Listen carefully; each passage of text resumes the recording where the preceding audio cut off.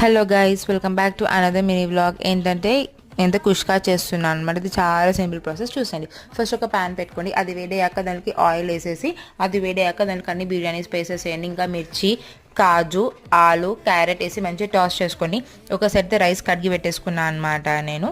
ఇంకా దాంట్లోకి అది వేడయ్యాక ఆనియన్స్ ఇంకా వాష్ చేసుకుని బఠానీ వేసుకున్నాను అనమాట. బఠానీ వేసినాక పైన మూత పెట్టండి. బికాజ్ చిట్పట్ అంటే ఆనియన్స్ తొందరగా ఫ్రై కావాలంటే కొద్దిగా సాల్ట్ వేసుకొని, ఇంకా నేనైతే కొద్దిగా నెయ్యి కూడా వేసుకున్నాను అనమాట. బికాజ్ నెయ్యి ఫ్లేవర్ బాగుంటుందని.